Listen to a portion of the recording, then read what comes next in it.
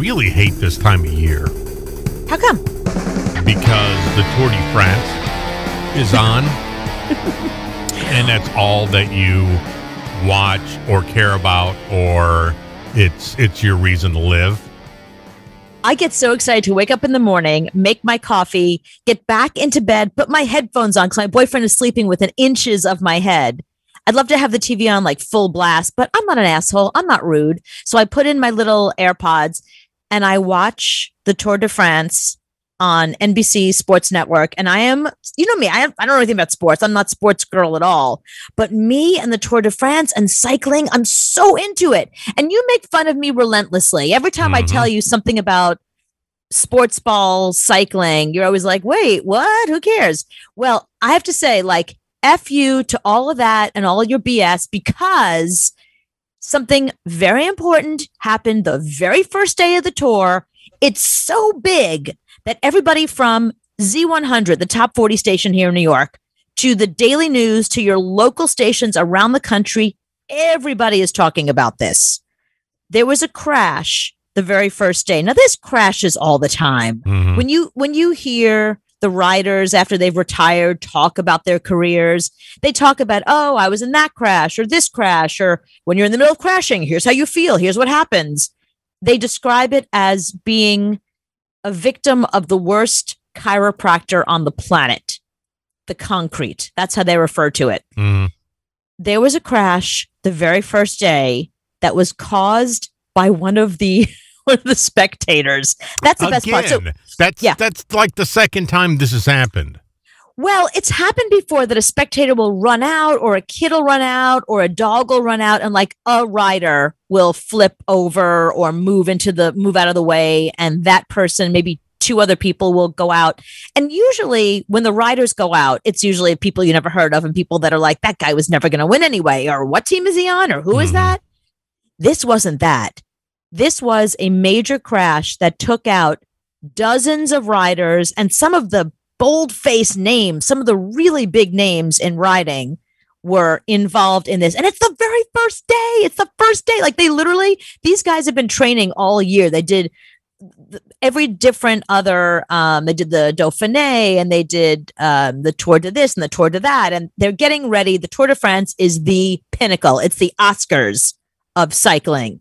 And they've been training forever for it. It's the first day.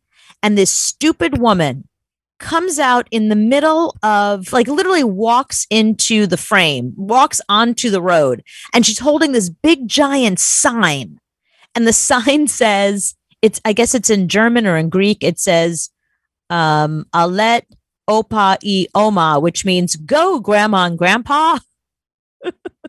So it's like a shout out to her grandparents. But she steps out into the middle of the pack. In cycling is called the Peloton. That's where that company got the name from, Peloton. Oh, okay. She steps out into the Peloton, which is the bulk of the riders, right in there. And one of the top riders is the first person who tries to avoid her, but you can't because she's right in the middle of the road. And he goes over, and it causes the domino effect. Dozens of riders go down.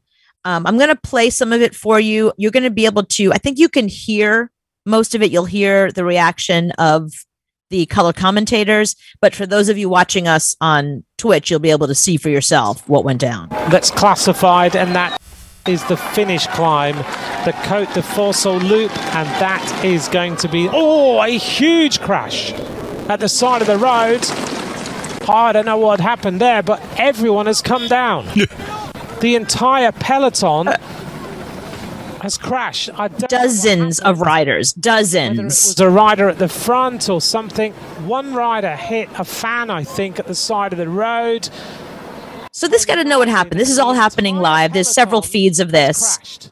Pretty much. He thinks that the rider hit the fan, not the fan came out and hit the rider, which is what happened. She steps out, and she has this big, giant sign. So it looked like Tony Martin. Look at that. A sign. A sign held. It's a pile of people. Oh, you. Yeah, see, look at her. So here, now you see it slowly. She's bitch. stepped right out. Yeah. So she's holding this big giant sign that it's so big that half the sign is in the road. The other half is she's holding it. It's one of these big long. It's a giant sign. Look at all of those riders who are down. Look at how many of them are down. There's literally dozens. And like I said, some of the biggest riders, Chris Froome, who won the Tour de France like 3 times, is in this pile. He was injured during this. One guy broke his elbow. Yeah, there's a bunch of riders that after this happened are no longer in the Tour de France. They had to drop out of the race because of this stupid woman. 15 riders that went across the road. No one got through there. There's a huge number of riders caught behind it as well. All right, so it's not like NASCAR. When you get into a wreck, you can continue. You can get back on your bike and go. In NASCAR, if you wreck, you're pretty much out. No, you can get back on your bike and go, providing that you're feeling okay and your bike is okay. What happens is, so behind the riders are cars for each team, and on the roof of each car are a bunch of extra bicycles. Oh, okay. So if you're a major rider and your bike is out, you wait for the car to show up and they give you a new bike, and then you can continue. So if you're not badly hurt, but your bike is, you can continue. Oh, okay. So they don't care if you wreck. You're not out. Look at that. You. Yep, there she is, just standing with this big giant sign. Yeah, and this is the very first day. She's just standing there. She's got her back to the riders. She's facing the camera. That's an important part of this, that she is not facing the riders and watching them come.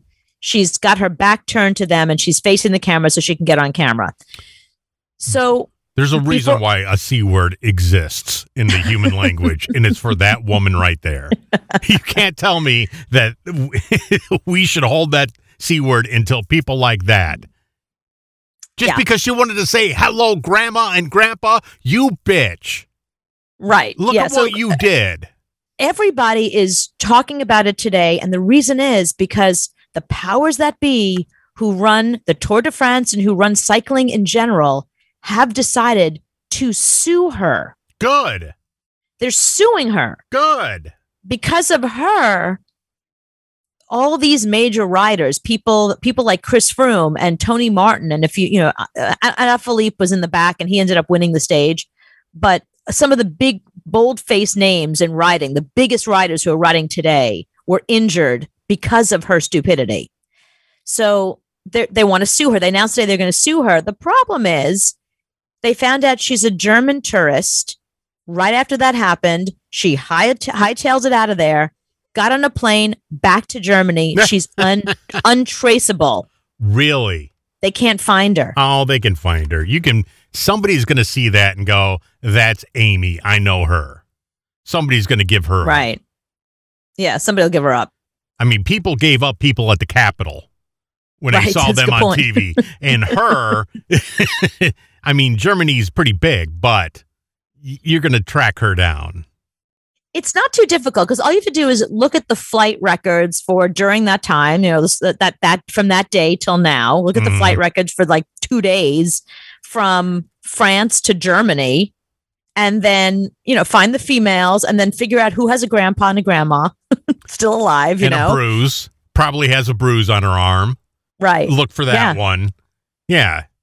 I think they should tie her up and throw things at her. Okay, so here's my real question about this. And I'm not defending her. I'm on the side of the cyclists, these people that have been training for literally years, their whole lives, their whole careers to be in the Tour de France. This is a really big deal. Who's really responsible here? Because here's why. Just listen, hear me out. There's 2 ways that fans watch. There are certain areas that they know are dangerous and they do not allow fans there, or they have barricades and you're behind the barricade. Most of the Tour de France is like open, it's like open road, and people just come out and they stand there and they have signs and they wear costumes. But it's been a problem that they bring their children. The children run out in front of the bikes. There was a big case a couple of years ago that a dog had run out and the dog was chasing the bicyclist. Nobody was injured and nobody fell over, but there was still a dog in the race, like following the cyclist because somebody didn't control their animal. So my question is, these are fans.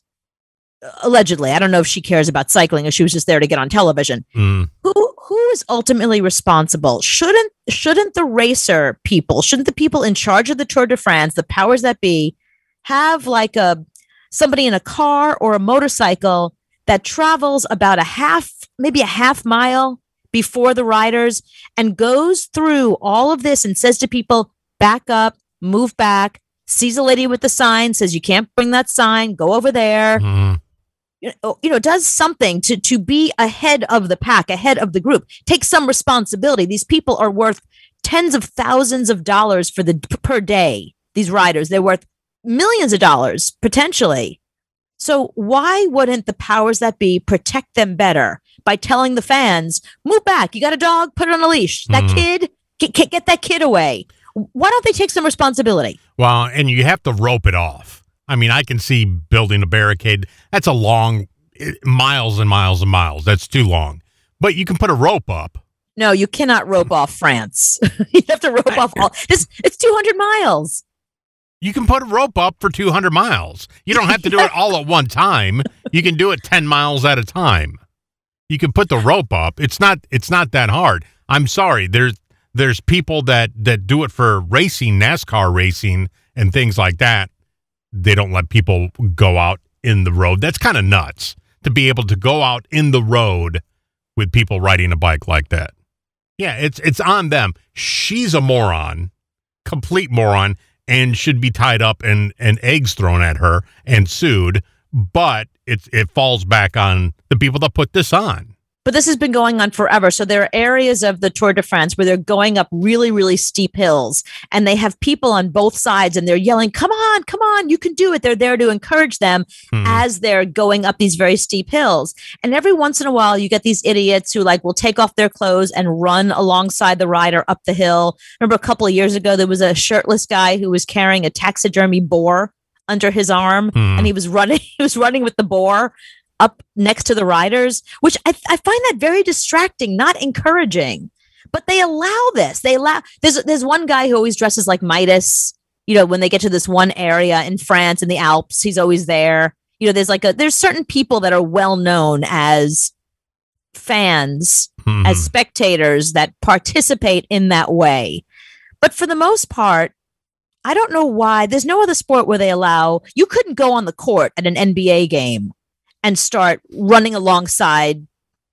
There's people that do. Michael Jordan, I don't know who's played in the past 20 There's years. people that do that get pretty close to it, and they take them out and arrest them pretty quickly.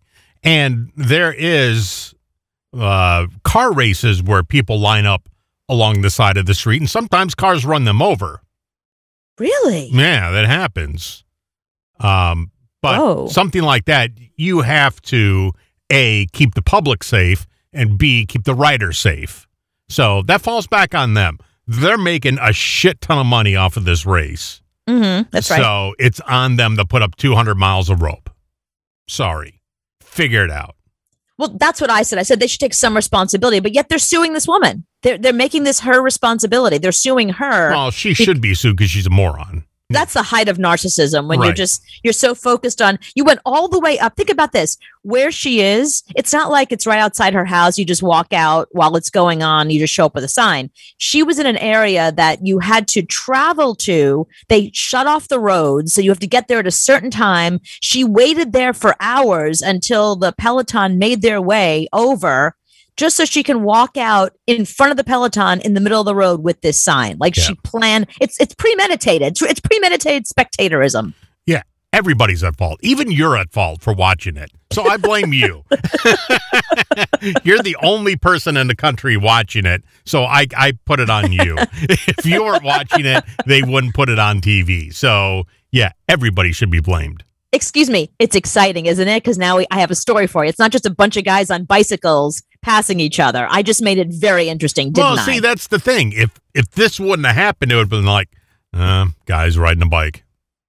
No. Guys riding a bike. You're a liar. Every year we go through this, and I always give you some story of something really interesting that happened, and I give you video or audio or something crazy going on. Remember, there was one year that the cows all ran out and the sheep, and it was a whole thing that they were like cows during the race.